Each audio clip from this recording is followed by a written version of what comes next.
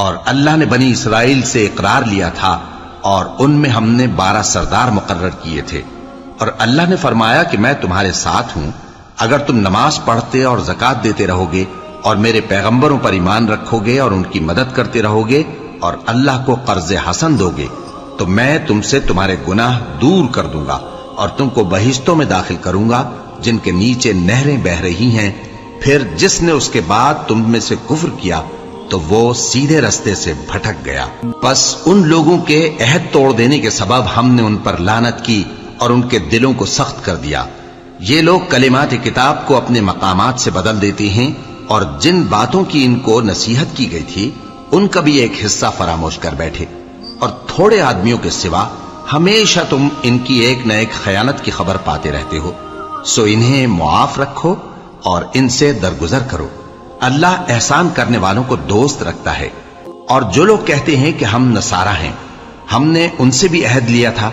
مگر انہوں نے بھی اس نصیحت کا جو ان کو کی گئی تھی ایک حصہ فراموش کر دیا، تو ہم نے ان میں قیامت تک کے لیے دشمنی اور کینہ ڈال دیا، اور جو کچھ وہ کرتے رہے اللہ ان قریب ان کو اس سے آگاہ کر دے گا۔ اے اہل کتاب، تمہارے پاس ہمارے پیغمبر آخر الزماں آ گئے ہیں کہ جو کچھ تم کتاب الہی میں سے چھپاتے تھے وہ اس میں سے بہت کچھ تمہیں کھول کھول کر بتا دیتی ہیں اور تمہارے بہت سے قصور معاف کر دیتی ہیں۔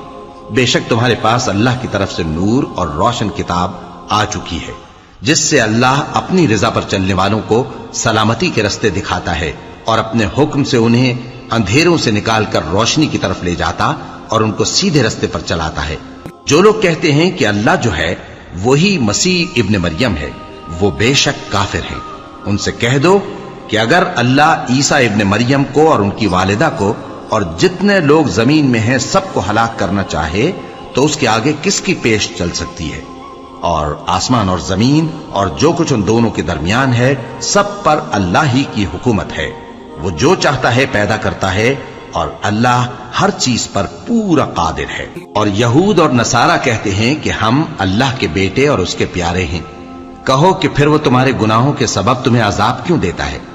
نہیں، بلکہ تم اس کی مخلوقات میں دوسروں کی طرح کے انسان ہو، وہ جسے چاہے بخشے اور جسے چاہے عذاب دے۔ اور آسمان اور زمین اور جو کچھ ان دونوں کے درمیان ہے سب پر اللہ ہی کی حکومت ہے اور سب کو اسی کی طرف لوٹ کر جانا ہے۔ اے اہل کتاب، پیغمبروں کے آنے کا سلسلہ جو ایک عرصے تک منقطع رہا تو اب تمہارے پاس ہمارے پیغمبر آ گئے ہیں جو تم سے ہمارے احکام بیان کرتے ہیں، تاکہ تم یہ نہ کہو کہ ہمارے پاس کوئی خوشخبری یا ڈر سنانے والا نہیں آیا۔ سو اب تمہارے پاس خوشخبری